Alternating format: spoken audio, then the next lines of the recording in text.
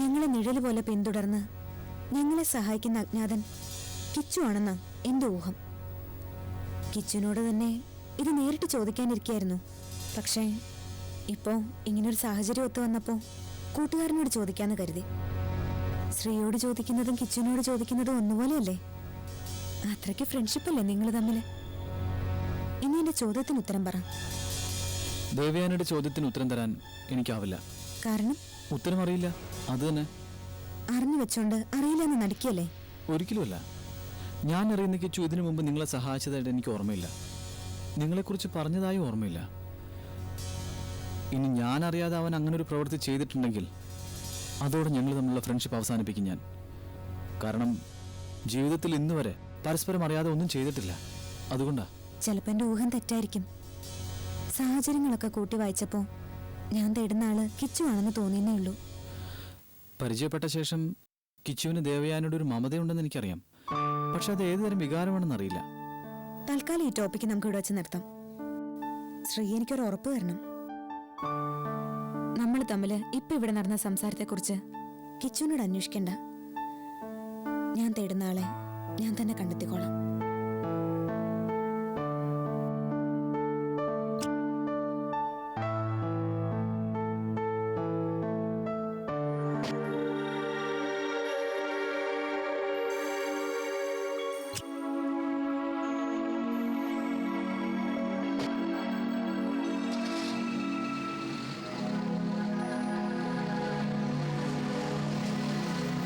വയസ്സ് 10-30 ആവാറായി.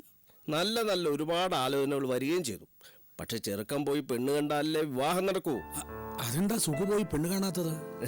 ഇവൻ അങ്ങനെ ഇന്ന് പോകാം നാളെ പോകാമെന്ന് പറഞ്ഞ് ഞങ്ങളുടെ കണ്ണി പൊടിയിടുകയായിരുന്നു ഇതുവരെ. അതുകൊണ്ട് എനിക്കൊരു കുട്ടിയെ ഇഷ്ടമായി ഇവൻ പറഞ്ഞപ്പോ പിടിച്ച പിടിയാലെ ഇങ്ങ് കൂട്ടിക്കൊണ്ടു പോരുമായിരുന്നു. ചെറുപ്പത്തിലേ അച്ഛൻ മരിച്ചു. പിന്നെ അമ്മാവനായ ഞാൻ തന്നെയാ അച്ഛൻ്റെ സ്ഥാനത്ത്. അപ്പോ എനിക്കിവന്റെ കാര്യത്തിൽ ചില ഉത്തരവാദിത്തങ്ങളൊക്കെ ഉണ്ടല്ലോ. തീർച്ചയായിട്ടും. പറയാനുള്ളതൊക്കെ ഞാനങ്ങ് തുറന്നു പറഞ്ഞു കഴിഞ്ഞു. ഒരു റിട്ടയർഡ് പ്രൊഫസറുടെ വീട്ടിൽ നിന്ന് ബന്ധമെടുക്കാനുള്ള യോഗ്യത ഇവനുണ്ടോന്ന് അറിയില്ല. എന്നാലും ബന്ധമാലോചിച്ചെന്ന് കരുതി ആർക്കും നഷ്ടമൊന്നും വരാൻ പോകുന്നില്ല. ഒരിക്കലും. അപകട സമയത്ത് സഹായമായിട്ട് വന്നയാളാ ഇപ്പൊ ആലോചനയായിട്ട് വന്നിരിക്കുന്നത്. സുഖുവിന്റെ നല്ല മനസ്സ് കണ്ടില്ലെന്ന് അടിക്കാനാവില്ല. പിന്നെ കല്യാണത്തിന്റെ കാര്യമല്ലേ, മോനോട് വിവരം പറയണം.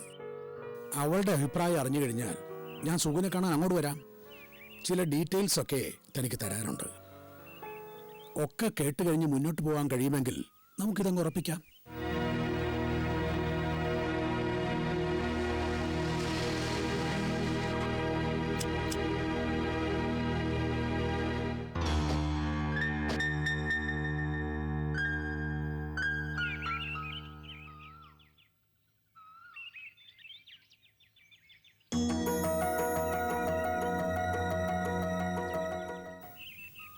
സാറോ? സാറെന്താ ഇവിടെ? വെറുതെ ചെറിയൊരു പെണ്ണ് കാണൽ. ഓ, താനെന്താ ഇവിടെ? ഞങ്ങള് ഫാമിലി ഫ്രണ്ട്സാ. ദേവയാനിയുടെ നല്ല സുഹൃത്തും. ഓ, അത് ശരി. അമ്മാവ, ഇയാളാണ് കല്യാണിയുടെ അനിയത്തി ദേവയാനി. ഓ, പരീക്ഷയ്ക്ക് പോയ ആള്. പരീക്ഷയൊക്കെ നന്നായി എഴുതിയോ? അപ്പോഴേ സാറേ, വന്നിട്ട് കുറേ സമയമായി. ഞങ്ങൾ അങ്ങോട്ട് ഇറങ്ങട്ടെ. വിവരങ്ങളൊക്കെ എത്രയും പെട്ടെന്ന് അറിയിക്കുക. വെച്ച് താമസിപ്പിക്കണ്ട. അഭിപ്രായം എന്തായാലും തുറന്നങ്ങ് പറയുക. ഓ ശരി ശരി ശരി.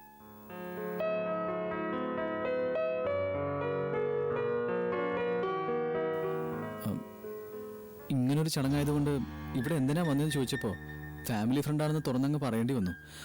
അയാൾക്കൊരു സംശയവും പാടില്ലല്ലോ. അച്ഛാ, ഇത് ശ്രീ, നമ്മുടെ കിച്ചുവിന്റെ ഫ്രണ്ടാ.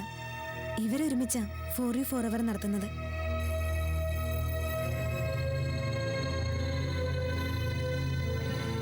കയറിയിരിക്കും ശ്രീ. അയ്യോ വേണ്ട, ദേവയാനിയെ വീട്ടിലെത്തിച്ചതോടെ എൻ്റെ ഒരു ഡ്യൂട്ടി കഴിഞ്ഞു. ഇനി ഡ്യൂട്ടികൾ ഒരുപാട് ബാക്കിയാ.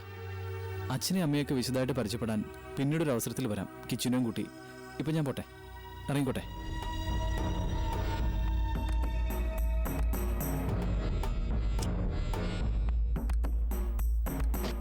കഴിഞ്ഞ പ്രാവശ്യം പോലീസിനും കൂട്ടിയായിരുന്നു വരവ്. ഇപ്പൊ ഒരു ചെറുപ്പക്കാരനെയും കൂട്ടി. അത് ഒരാളെ കാറുമായി വന്ന് വീട്ടിൽ കൊണ്ടുവിടാന്ന് പറഞ്ഞാ നീ അങ്ങ് കേറുമോ? അവള് കേറും. അത്രയ്ക്ക് തന്റെ ഇടക്കാരിയായില്ലേ. പിന്നെ ആരെന്ത് കണ്ടാലെന്താ? നാണക്കേടൊക്കെ ബാക്കിയുള്ളവർക്കല്ലേ. എന്തിനാ അച്ഛാ സഹായിക്കാൻ വന്ന ആളിനൊപ്പം വീടെത്തിയതിന് വഴക്ക് പറയുന്ന? എന്നെ കുറെ ചെറുപ്പക്കാർ ഫോളോ ചെയ്തു വന്നു. കണ്ടപ്പോ അത് അലക്സാണ്ടറുടെ ആൾക്കാരാണെന്ന് തോന്നി. ആ സമയത്താ ശ്രീ വണ്ടിയായിട്ട് വന്നത്. വീട്ടിൽ കൊണ്ടുവിടാന്ന് പറഞ്ഞപ്പോ ഞാനതേ കയറി. അത്രേ ഉള്ളൂ. നിന്റെ ഭാഗത്ത് എപ്പോഴും ന്യായീകരണം ഉണ്ടാവുമല്ലോ. സുകുമാരൻ വെറുതെ വീട് കാണാൻ വന്നതായിരുന്നു, കുഴപ്പമില്ലായിരുന്നു. ഈ വരവിന്റെ ഉദ്ദേശം പെണ്ണ് കാണല. വെറുതെ ആണെങ്കിലും അയാളുടെ മനസ്സിൽ നേരിയ സംശയം കൊടുക്കുന്നത് എന്തിനാ? അതിനിവിടെ പെണ്ണുകാണൽ ചടങ്ങ് നടക്കുകയാണെന്ന് എനിക്കറിയില്ലായിരുന്നല്ലോ അച്ഛാ. സുഖുവേട്ടനെ പോലെ നമ്മളെ സഹായിച്ച ആളാ കിച്ചു. ഇപ്പോഴും കിച്ചും ശ്രീയും നമ്മളെ സഹായിക്കാനായി പലതും ചെയ്യുന്നുണ്ട്. നിന്നോട് ഞാൻ അവളോട് തർക്കിച്ചിട്ട് കാര്യമില്ല മാഷേ. അവളുടെ ഭാഗം ന്യായീകരിക്കാൻ അവൾക്ക് 100 കൂട്ടം കാരണങ്ങൾ കാണും. മാഷ് ഇങ്ങോട്ട് വാ. സുഖേട്ടൻ വന്നത് കല്യാണാലോചനയായിട്ടാണല്ലേ? അത് മോളെ, കല്യാണാലോചന എന്ന് പറഞ്ഞാ അവര് വന്ന് അങ്ങനെ ഒരു ആവശ്യം പറയുമ്പോ ഞങ്ങൾക്ക് കല്യാണം വേണ്ടെന്ന് മുഖത്തടിച്ച പോലെ പറയാൻ പറ്റുമോ? സുഖു നല്ല പയ്യനാ മോളെ.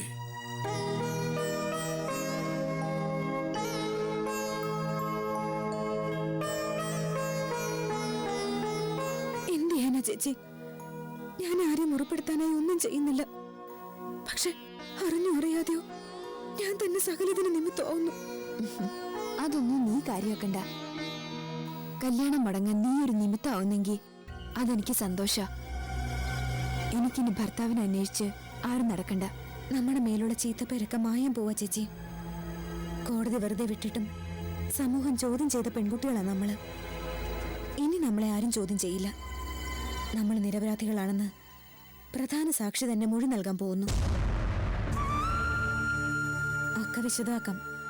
ഇപ്പൊ ഞാനൊന്ന് പോയി കുളിച്ച് ഫ്രഷ് ആവട്ടെ.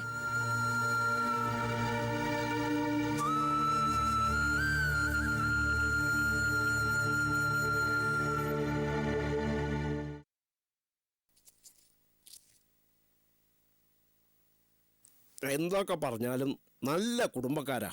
ഇഷ്ടം പോലെ സ്ത്രീധനം കൊടുക്കാനും ഉണ്ട്. സ്ത്രീധനം കിട്ടുമെങ്കിൽ ഉടനെ കല്യാണം നടത്തമ്മേ. അവര് പൂർണ്ണ സമ്മതം മുള്ളിയിട്ടില്ല. പക്ഷെ നടക്കുമെന്ന് തോന്നുന്നു. നടന്നു കിട്ടിയ അവന്റെ ഭാഗ്യം. അത്രേ എനിക്ക് പറയാനുള്ളൂ. എങ്ങനെ ഒരു പ്രൊഫസറുടെ മുളപ്പിച്ചെടുത്തു? എന്റെ നല്ല മനസ്സ് കണ്ട് അവരങ്ങ് വീണു പോയതാ. പിന്നെ ഞാൻ കാണാൻ അത്ര മോശമൊന്നല്ലല്ലോ. ഓ, ഇയാള് ഭൂലോക സുന്ദരനല്ലേ? അപ്പൊ ഏത് രാജകുമാരി മോഹിച്ചോണ്ടിങ്ങ് വരും. എന്നാലും രക്തം ദാനം ചെയ്ത് സ്നേഹം പിടിച്ചു പറ്റിയ ആളെ ഞാൻ ആദ്യമായിട്ട് കാണാം. രക്തം കൊടുത്തിട്ടായാലും ഇല്ലെങ്കിലും ശരി, ഇതൊന്ന് നടന്നു കിട്ടിയിട്ട് ബാധ്യത തീർക്കാൻ കഴിഞ്ഞാ നിന്റെ തലവേദന ഒഴിഞ്ഞു കിട്ടും. ഇവള് പറഞ്ഞത് നേരാ. ആൾക്കാർക്ക് ഉറപ്പ് കൊടുത്ത തീയതിക്ക് പണം കൊടുത്തില്ലെങ്കിൽ നാടിവിടെ രക്ഷയുള്ളൂ. അയ്യടാ, അമ്മയ്ക്ക് നാട്ടുകാരുടെ കാര്യം, അപ്പൊ എന്റെ കാര്യോ? നിന്റെ കാര്യത്തിന് സാവകാശം ഉണ്ടല്ലോ. ആ ഭദ്രേട്ടന് ഒരു പാവായതുകൊണ്ട് ആണ്ടിനോ സംക്രാന്തിക്കോ തന്നാ മതിയില്ല എന്റെ പണം. നീ മാത്രമല്ല എനിക്ക് മോളായിട്ടുള്ളത്, താഴെ 2 കൂടിയുണ്ട്. അതെന്താ നീ ഓർക്കാത്തത്? ഞാൻ എന്തിനു ഓർക്കണം? ഓർമ്മയുള്ളവര് സ്ത്രീധന തുക കുറച്ച് പറയണമായിരുന്നു. ഒന്ന് നിർത്ത്. എന്നിട്ട് ഈ കല്യാണം നടന്നു കിട്ടാൻ വേണ്ടി പ്രാർത്ഥിക്കുക. തുടങ്ങിക്കഴിഞ്ഞാൽ പിന്നെ വീട്ടിലെ ഇല്ലായ്മ നാട്ടുകാരെ മുഴുവൻ അറിയിക്കും. അമ്മ അതെ, മോളും അതെ. നീ ഇതെങ്ങോട്ടാ ഇത്ര അത്യാവശ്യമായിട്ട്? എനിക്കൊരാളെ കാണണം. ഇവിടെ വന്നാൽ തലയ്ക്ക് ഭ്രാന്ത് പിടിക്കലുള്ളൂ.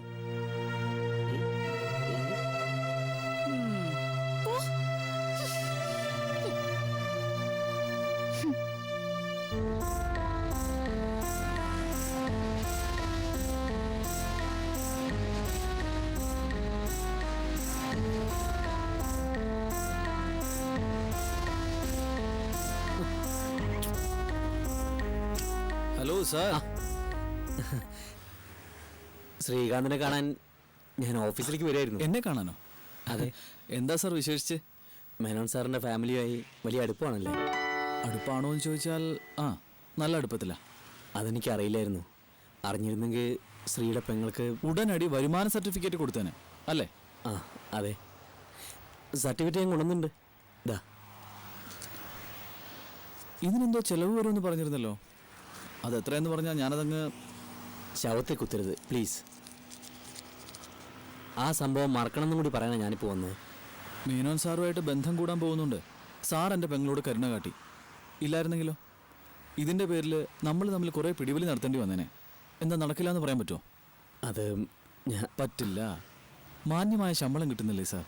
പിന്നെന്തിനാ പിൻവാതിലൂടെ പണക്കാരനാവാൻ ശ്രമിക്കുന്നത്? വീട്ടിൽ അത്രയ്ക്ക് കഷ്ടപ്പാടുണ്ടെന്ന് കൂട്ടിക്കോളൂ. പെങ്ങന്മാർ 3. അപ്പം തന്നെ ഒരാങ്ങളുടെ വികാരം മനസ്സിലാക്കാമല്ലോ. സാറിൻ്റെ മുമ്പിൽ തലകുമ്പിട്ട് നിൽക്കുന്ന പലർക്കും ഉണ്ടാവും ഈ വികാരങ്ങളൊക്കെ. പിന്നെ കാര്യസാധ്യതയായിട്ട് അവർ പണം തരുന്നുണ്ടെങ്കിൽ അത് അവരുടെ ഗതികേട് കൊണ്ടാണ്.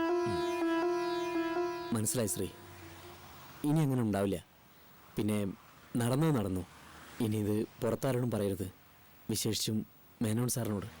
ഏയ്, ഞാൻ കാരണം ഇനി സാറിന് വിവാഹം നടക്കാതിരിക്കണ്ട. സാർ ധൈര്യമായിട്ട് പൊക്കോ. ശരി.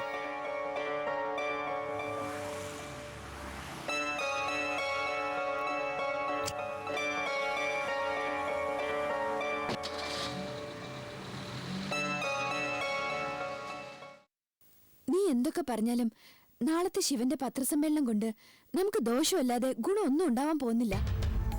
ചേച്ചി എന്തായി പറയുന്നത്? അലക്സാണ്ടർ പേട്ടയുടെ യഥാർത്ഥ മുഖം നാളെ പുറം ലോകം അറിയാൻ പോകുന്നത്. അയാളുടെ കുടുംബത്തിന്റെ ചീഞ്ഞു നാറിയ കഥകളും. അത് തന്നെ എനിക്ക് പേടി. നമ്മളെ അലക്സാണ്ടർ ചതിച്ചതാണെന്നും ആലീസ് ഗർഭിണിയാണെന്നും അതിന് ഉത്തരവാദി താനാണെന്നും ശിവൻ പറഞ്ഞ പിന്നെ അലക്സാണ്ടർ വെറുതെ ഇരിക്കുമെന്ന് നിനക്ക് തോന്നുന്നുണ്ടോ? നമ്മൾ ഇനി ഇങ്ങനെ പേടിച്ചിരുന്നിട്ട് കാര്യമില്ല ചേച്ചി. ഒരായുസല്ല 10 ആയുസ് അനുഭവിക്കാനുള്ളത് നമ്മൾ അനുഭവിച്ചു കഴിഞ്ഞു. ചേച്ചി ഒന്ന് ആലോചിച്ച് നോക്ക്. ആത്മഹത്യക്ക് ശ്രമിച്ച ചേച്ചിയെ കണ്ടെത്താൻ ഞാൻ അല്പം ഒന്ന് താമസിച്ചിരുന്നെങ്കിൽ എന്റെ മുമ്പിൽ ഇങ്ങനെ സംസാരിക്കാൻ ഈ ചേച്ചി ഉണ്ടാവുമായിരുന്നോ? എല്ലാം ശരി തന്നെ മോളെ. പക്ഷെ ഇത് വീണ്ടും കൂടുതൽ പ്രശ്നങ്ങൾ നമ്മുടെ ജീവിതത്തിൽ ഉണ്ടാക്കിയുള്ളൂ. അയാൾ ഇനി പുതിയ ചതിപ്രയോഗങ്ങളായിട്ട് വരും. ഇനിയും ഏറ്റുവാങ്ങേണ്ട ദുരന്തങ്ങൾ എന്താണെന്ന് ഓർക്കുമ്പോ ഇനി ഒരിക്കലും അങ്ങനെ സംഭവിക്കില്ല. ഇപ്പൊ അലക്സാണ്ടർ പേട്ടയോട് എതിരിടാൻ, അയാളെ തളയ്ക്കാൻ നമുക്കും ആൾക്കാരുണ്ട്. നീ ആരെയും ഉദ്ദേശിക്കുന്നത്? കിച്ചുവിനെയും ശ്രീയേയും തന്നെ. അവര് നമ്മൾ വിചാരിക്കുന്നത് പോലെ അത്ര നിസ്സാരക്കാരല്ല. അലക്സാണ്ടർ പേട്ടയോട് എതിരിടാൻ മാത്രം ശക്തരാണ് അവരെന്നാണോ നീ വിശ്വസിക്കുന്നത്? തീർച്ചയായും. പ്രത്യക്ഷമായും പരോക്ഷമായും അവരേറ്റുമുട്ടും. അവരോടൊപ്പം ഞാനും ഉണ്ടാവും. അലക്സാണ്ടർ പേട്ടയുടെ നാശത്തിന് ആരംഭമായെന്ന് എന്റെ മനസ്സ് പറയുന്നു. നാളത്തെ പത്രസമ്മേളനം അതിന്റെ ഒരു തുടക്കം മാത്രമായിരിക്കും.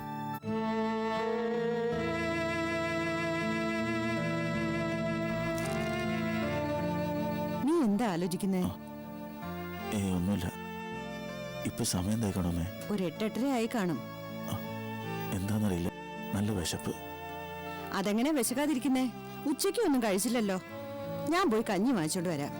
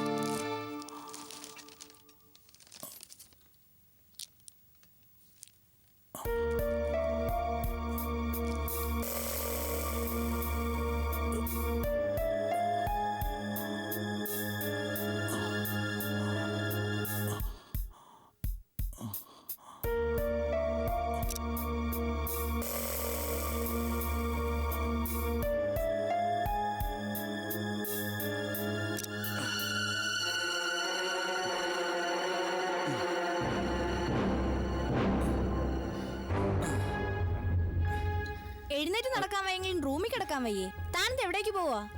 അത്യാവശ്യമായിട്ടൊരു ഫോൺ ചെയ്യണം സിസ്റ്റർ.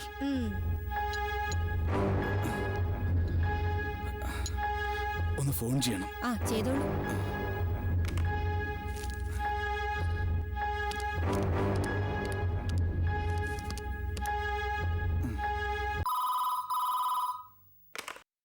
ഹലോ. പരിചയമുള്ള ശബ്ദമാണ്. മരണത്തിൽ നിന്ന് തലനാരഴയ്ക്ക് രക്ഷപ്പെട്ടവന്റെ ശബ്ദം. നീ? അതെ, ശിവനാണ്. നീ ഈ നാട്ടിൽ നിന്ന് പോയില്ലേ? പോകാൻ തന്നെയാ തീരുമാനം. പക്ഷേ അന്യനാട്ടിൽ പോയാൽ ജീവിക്കണ്ടേ? ജീവിക്കണം. അതിന് ഞാൻ എന്ത് വേണോടാ? മുതലാളി വേറൊന്നും ചെയ്യണ്ട, എനിക്ക് കുറച്ച് പൈസ തന്നാ മതി. പൈസയോ? ഒരു നയാ പൈസ പോലും ഞാൻ നിനക്ക് തരില്ല. വേണമെങ്കിൽ സ്ഥലം കാലിയാക്ക്. അയ്യോ മുതലാളി അങ്ങനെ പറയരുത്. എനിക്ക് കൂടുതലൊന്നും വേണ്ട, ഒരു 10 ലക്ഷം രൂപ തന്നാ മതി. ഹോ, 10 ലക്ഷം ഉലുവായോ? എന്റെ പയ്യന്മാര് നിന്നെ ചതച്ചപ്പോ നിനക്ക് വട്ടായോടാ? വട്ട എനിക്കല്ല, തനിക്കാ പിടിക്കാൻ പോകുന്നത്. രൂപ തരാൻ ബുദ്ധിമുട്ടാണെങ്കിൽ വേണ്ട. നാളെ ഞാനൊരു പത്രസമ്മേളനം വിളിച്ചു കൂട്ടാൻ പോവുക. നീ പത്രസമ്മേളനമോ എന്ത് മാങ്ങാത്തലിയോ വിളിച്ചു കൂട്ടടാ. അതിന് ഞാൻ എന്ത് വേണോടാ? പത്രസമ്മേളനത്തില് എന്താ പറയാൻ പോണെന്ന് അറിയണ്ടേ? നിങ്ങൾ എന്നെ കരുവാക്കി ചെയ്ത എല്ലാം ഞാൻ വിളിച്ചു പറയും. കൂട്ടത്തിൽ ഞാൻ കാരണം അമ്മയാവാൻ പോകുന്ന നിങ്ങളുടെ മകളുടെ കാര്യവും. എങ്കി ഇനി നിന്നെ ഞാൻ വെച്ചേക്കില്ല. നീ ഇപ്പൊ എവിടെ ഉണ്ടെന്ന് എനിക്കറിയാം. അറിയാലോ. എന്നാൽ രൂപ തരാൻ തയ്യാറാണെങ്കിൽ രാവിലെ 7 മണിക്ക് മുമ്പ് എത്തിക്കുക. പിന്നെ ഇനി എന്നെ ഉപദ്രവിക്കാനാണ് ഭാവമെങ്കിൽ താൻ അഴിയണം. അതിനുള്ള പദ്ധതി എൻ്റെ കയ്യിലുണ്ട്. അപ്പൊ നാളത്തെ കാര്യം മറക്കണ്ട. 10 ലക്ഷം രൂപ അല്ലെങ്കിൽ പത്രസമ്മേളനം. ഓക്കെ?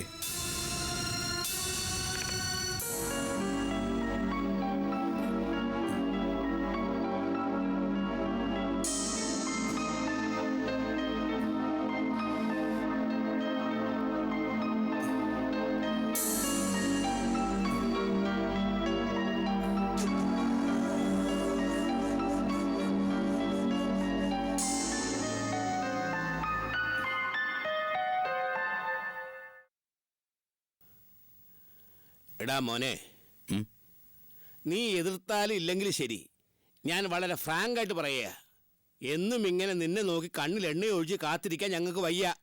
അതുകൊണ്ട് എത്രയും പെട്ടെന്ന് ഞങ്ങൾക്കൊരു മോളെ വേണം. ഛേ, വയസ്സ് 10-60 ആകാറായിട്ടും ആഗ്രഹം കണ്ടില്ലേ? ഇനിയിപ്പോ ഒരു മോളോട് വേണമെന്ന്. നീ ഉദ്ദേശിക്കുന്നല്ല ഞാൻ ഉദ്ദേശിച്ചത്. ഞങ്ങള് പറഞ്ഞത് ഒരു മരുമോളുടെ കാര്യ. ഓഹോ, അപ്പൊ എന്നെ ട്രാപ്പിലാക്കാനുള്ള പരിപാടിയാണല്ലേ? അതെ, ഇങ്ങനെ അഴിച്ചു വിട്ടാൽ നീ ശരിയാവില്ല. അത് ഞാനിങ്ങനെ ഫ്രീ ആയിട്ട് നടക്കുന്നതിന്റെ അസൂയല്ലേ? ആ, നമുക്ക് ഉടനെ ഒരു പരിഹാരം കണ്ടുപിടിക്കാം.